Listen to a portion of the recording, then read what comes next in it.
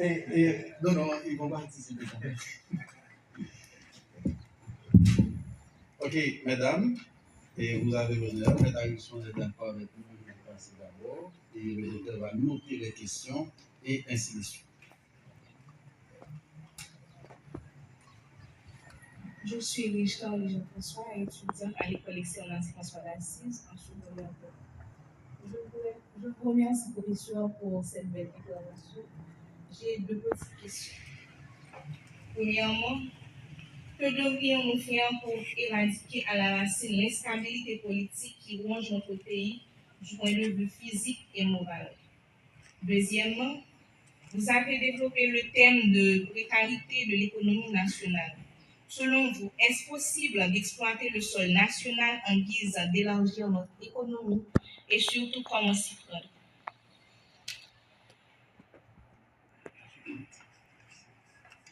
Bonjour à tous, je suis Francisca Altidor, élève des Sœurs de Saint-François d'Assise au niveau secondaire 3. Ma question pour vous, d'après la situation actuelle d'Haïti, comment pouvons-nous choisir l'élite à travers toute cette agitation politique? Bonjour à tous, je suis Séverine Antonia, élève des Sœurs d'Excellence François d'Assise en niveau secondaire 3. Ma question est la suivante. Comment créer une élite solidaire, patriotique et socialement impliquée?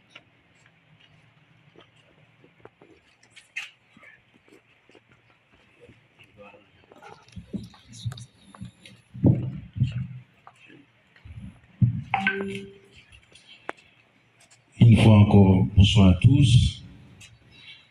Merci, professeur, pour votre présentation. J'ai une question pour vous qui a un petit aspect, cher professeur. On dit une élite, c'est un petit groupe de personnes ayant au sein d'une société une place imminente due à certaines qualités valorisées socialement. Jusqu'au 18-19e siècle, on considère l'élite comme des personnes les plus talentueuses, les plus intelligentes ou les plus vertueuses et qui, pour ces raisons, sont destinées à conduire l'ensemble de la société. Cher professeur, en considérant ces choses, est-ce qu'il existe une élite en Haïti réellement? Si oui, quel est son rôle en Haïti? Et s'il ne conduit pas la société selon son rôle, est-ce qu'il est digne de porter ses noms? C'est là ma question, cher professeur. Merci.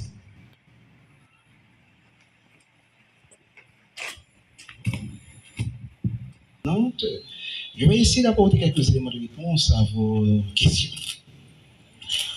La première question, c'est qu'on m'a demandé comment peut-on faire pour éradiquer l'instabilité politique. C'est ça?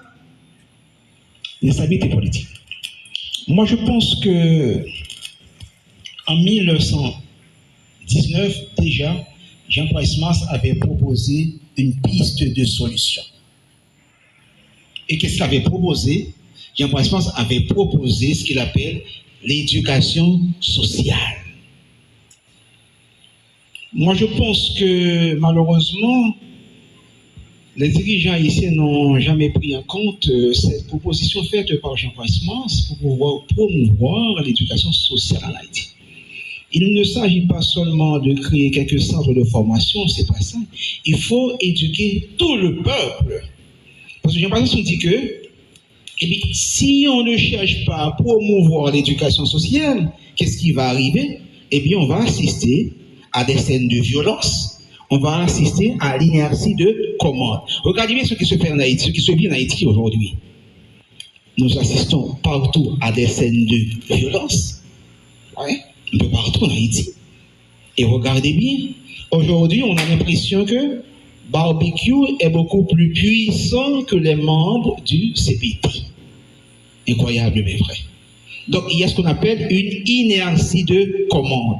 Ceux à qui a été confié le pouvoir n'ont pas vraiment cette capacité pour pouvoir diriger convenablement, gouverner convenablement le pays.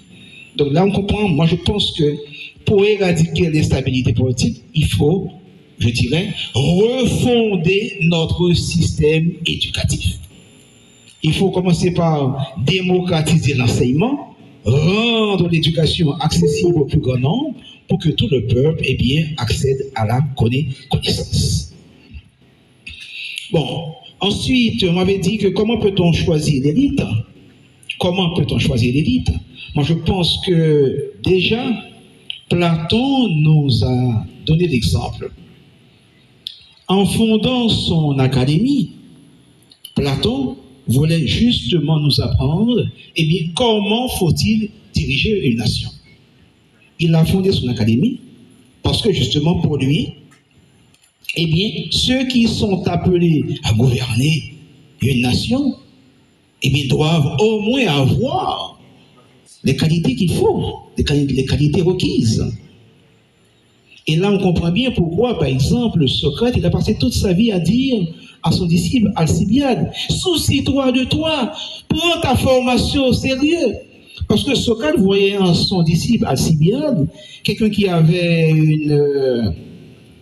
un avenir prometteur.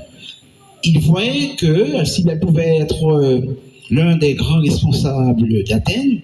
Socrate disait sans cesse à Alcibiade, soucie-toi de toi, prends ta formation au sérieux. Moi, je pense que nous devons comprendre que pour choisir ceux qui doivent nous diriger, il ne faut pas faire des choix à partir d'une simple émotion, par exemple. Il faut faire des choix raisonnables.